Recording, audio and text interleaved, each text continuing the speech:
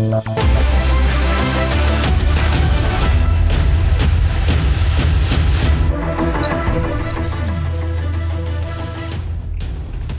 good morning and welcome to yet another edition of Sports Daily Live here on TV3. And as you saw in the last hour or so, there was an exclusive with the GFA president and the CAF second vice president, Kurt Edwin Simeon Okraku, who talked about Ghana's World Cup qualification, dual nationals joining the national team and a lot more. But meanwhile, Otuado, who is the head coach of the Black Stars, has stated that while players showing interest in Ghana is positive, commitment is the top priority and it will be difficult for those who previously rejected the national team. Now, he emphasized that the decision to call up dual nationals who have expressed interest after Ghana's World Cup qualification will be made on a case-by-case basis, prioritizing players who with proven loyalty and readiness to play for the country.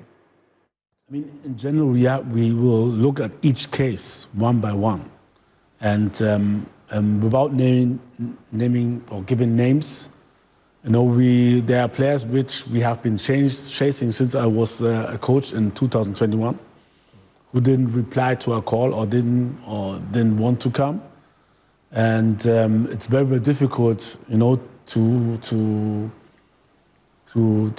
say in general, this is what we do. So we have to see each case by case.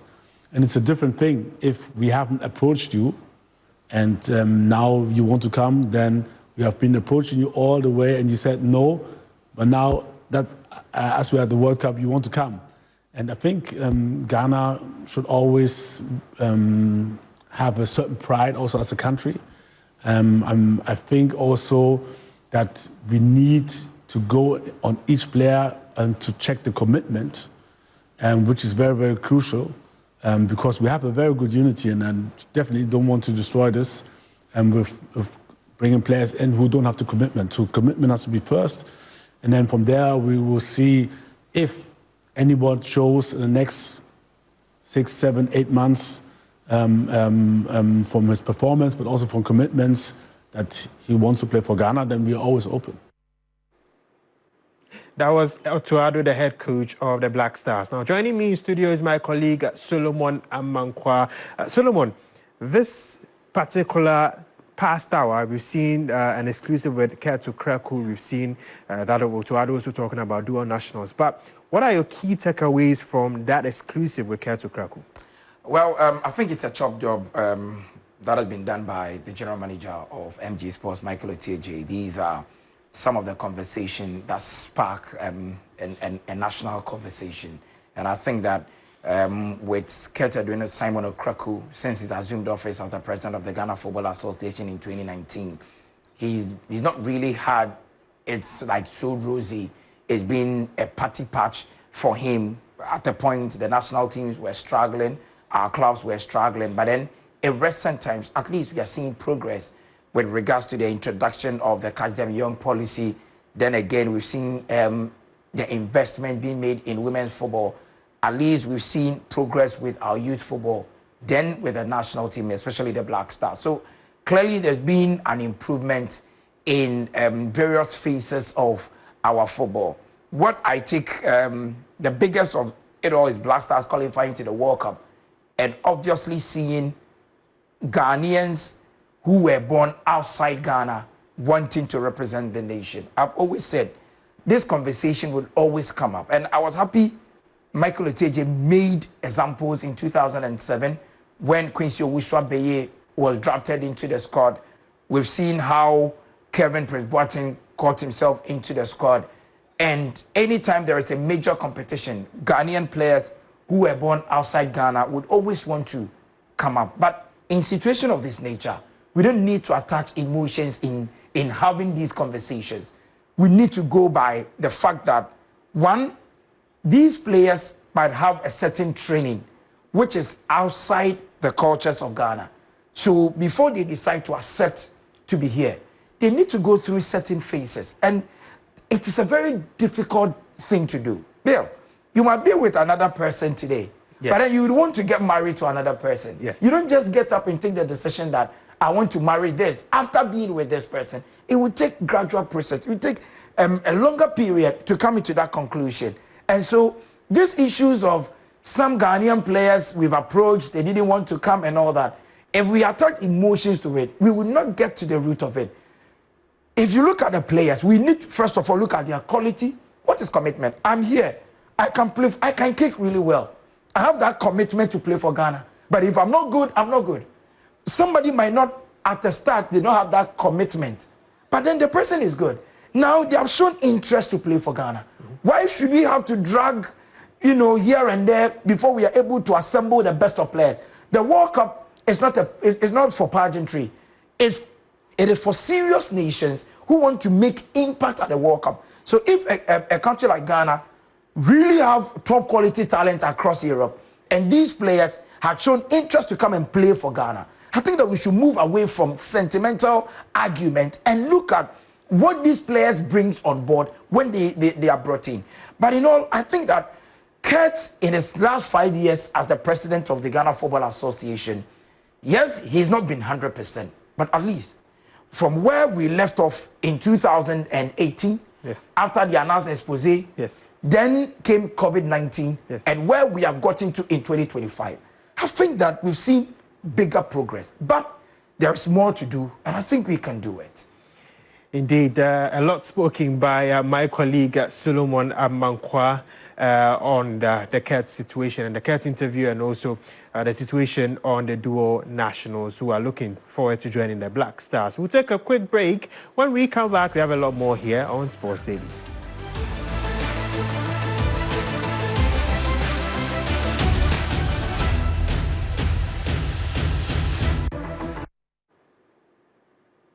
Welcome back from the break. This is still Sports Daily Live here on TV3. Now, the Danish Superliga side FC Nordsjælland have confirmed that rising Ghanaian midfielder Caleb Urenchi has signed a contract extension that will keep him at the club until the summer of 2030. The 19-year-old has quickly become one of the club's standout young players, already amassing 29 league appearances since breaking into their senior team last year. Urenchi's consistent performances have seen him being recognized and rewarded with 6 caps for the Black Stars. And of course, Caleb Urenchi's numbers with FC Nordsjælland include 31 games, 2,364 minutes and 3 goals since playing for the senior team in the 2024-25 campaign. Now, Solomon, we've seen the likes of Kudus, Kamaldeen and Esnyama, all of them pass through that Nordsjælland system. Is this the best decision that Caleb Urenchi has made? Obviously, yes. I think that from Right to Dream to FC Nordsjælland, this has been the trajectory. Most of these young talent uses that Danish club to build their confidence in the European settings and, of course, move to bigger clubs. And we've seen how impactful Nordsjælland had been, especially to Ghanaian players. For Caleb Urenchi, I think that for a 19-year-old in his first season, making about 29 appearances for the senior team, and of course, topping it up with games in their Super Cup and all that, and then a call-up at the age of 19 to the senior national team when even big players come in and falter, commanding first in play as the right back, when we know naturally he is an attacking midfielder. It tells you the kind of quality he possesses, and he can only grow and become better. I think that we saw Otuado introduce him in the middle of the park when we played against Comoros, and clearly it tells us that when you have a proper training, you go through proper academic system, you get to build your confidence, you get to build your craft in a better setting. And I think that is what we are reaping from Caleb Urenchi. There is more to come. He's just 19. He's not even reached that peak age where you'd expect more. But what he has done at age 19 with FC Nordsjælland, scoring goals, creating goals, and of course, making himself available for selection, I think that there is a bigger future ahead of him. Indeed, a bigger future ahead for Caleb Urenchi, who will stay at Nordsjælland until the summer of 2030. Let's come home to the Ghana Premier League, which resumes this weekend. Heart of Lions kickstarts the weekend fixtures with a home game against the Basake Holy Stars at home. Now, head coach of the Lions, Bashir Hayford, says his team are looking to put behind the defeat of Bibiani Gold Stars in the last match day. we are prepared for so many matches. The matches ahead, and so we take it one by one. And the match has been brought to Friday. So the preparation we did is what we are rehearsing. So we are prepared for this one because we lost our last match. So we have to put in more effort to get the point. We are trying to make sure that at least all the home matches. That was Bashir for the head coach of Pando Hearts of Lions. Now, Ivan Sadote, who is the coach of Holy Stars, is confident that his side can pick their first win of the season at Pando on Friday night. Not scoring a goal from 5 games, all that I will say is, we are struggling although, but I hope things will get better as we keep marching forward. Come tomorrow, we are into business. I hope to at least get a point from Pando, or if possible, grab the maximum point tomorrow. Because Ivan Adote, the head coach of Basake Holy Stars. Now, Hearts of Oak will be at home against the reigning champions BBN Gold Stars, and their head coach Didi Dramani is demanding continuous improvement as the Phobians look to climb to the summit of the league. I think that we have tried always to be very modest, and then to try as much as possible to be very humble enough in terms of trying to always improve on our current state into the future. And so the mood, as you said, is a cordial mood. We are very focused in what is ahead of us. That encounter, the lessons, the learning parts, and then the challenges have been taken care of, and then we're moving ahead. So I think that it is always good to live in the present and then to look into the future. And so in the present, all that we have to continuously do is to try to improve in our various aspects of our play, and then also improve. That was the head coach of Hearts of Oak, Masood Didi Dramani. Let's look at the fixtures for the weekend. Of course, as we mentioned earlier, Basake Holy Stars will be taking on Pando Hearts of Lions, Aduana versus Dreams, Hearts of Oak versus Gold Stars, Karela versus Bechem United, Mediama versus Wedu All Blacks, Nations versus 11 Wonders, Samatex versus Hoho United, and Young Apostles versus Brekum Chelsea. Now, Solomon, which of these matches are you really looking forward to? Well, I think the biggest game of the weekend, Hearts of Oak at the Accra Sports Stadium against BBN Gold Stars. Very, very tricky encounter. The last 2 meetings between Gold Stars and Hearts of Oak at the Accra Sports Stadium had all gone in favor of BBN Gold Stars. They've won 1-0 in the last 2 games. And Hearts of Oak are yet to score a goal against Gold Stars when they play at home in the last 2 games. So it is always going to be very difficult, especially for Gold Stars, knowing very well that they are meeting a Hearts of Oak team that are yet to lose a game or even concede a goal. So it is looking quite tricky for Gold Stars. But this is a game being played at the Accra Sports Stadium where Hoho United and the Lions had come and then pick points. So you expect that BBN Gold Stars can come in and then add up to the woes at the Accra Sports Stadium, especially when they come in with a 100% record in their last 2 games against Hearts. Right, so that Hearts of Oak game versus BBN Gold Stars, one to look forward to. But of course, on Friday, it will be Pando Hearts of Lions versus Basake Holy Stars. And both of these teams will be looking forward to a victory. Now, before we do go, Asante Kotoko will be playing against Wydad Casablanca later today, seeking to bounce back from that 1-goal deficit that they had from the first leg, which happened at the Accra Sports Stadium on Sunday. Now, Solomon, what are Kotoko's chances of turning this thing around for you? It is 10 against 90. Let's be honest. Yes, it is football. Kotoko can go in there and pull in a surprise. But in all fairness, I think that Wydad Athletic Club really do have quality in their setup. They are playing at the Mohammed V Stadium, where their heart is, where their fans will throw in their numbers and they will come cheer them on. And I do not think that they would want to stay at home and get eliminated by Asante Kotoko. But then it is football. Karim Zito, last season with Dreams FC, went to Zamalek in Egypt, picked a point, and then came to lose to Zamalek in the semi-final. He went to JS Kabylie and beat them.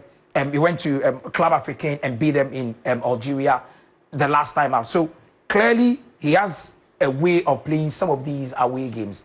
But then when you're coming up against a Moroccan side, Asante Kotoko had always struggled to play against especially teams from Morocco, it becomes very difficult to pinpoint that Kotoko could go there and get, that surprising scoreline, a 2-1, a 2-0, to see them qualify to the group stage. The last Ghanaian team that went to Morocco came back with 6-1. And so we are only looking at how Asante Kotoko will manage themselves in this game, that maybe they might lose, but it will not be that avalanche of goals. It will not be that humiliating. It will not be that disgusting scoreline. But I think that their players are focused. I saw how energetic they trained yesterday, yes, and how they want to approach the game. There's not going to be Mohamed Kamara input, but equally, Aziz Haruna Dari will come in with huge experience and expectations. All the players will pick motivation from the fact that they are playing against some of Africa's biggest clubs. And so in going into such games, you motivate yourselves even before the game starts. And I think that we are going to see maybe the best of Asante Kotoko. But I cannot stick my neck out and say Asante Kotoko will go in there and win. When they win, it is football. They have worked for it. But on paper, it is 90% for WAC to qualify and 10% for Asante Kotoko. 90% for WAC, 10% for Asante Kotoko. And Kotoko have a lot to do to bounce back from this particular deficit. Now, that's it for today's edition of Sports Daily. For highlights and exclusive extras, follow us on Facebook, YouTube, Instagram, X, and TikTok at 3SportsGH. Until next time, stay active, stay inspired, and have a fantastic day. My name is Bill Eshun.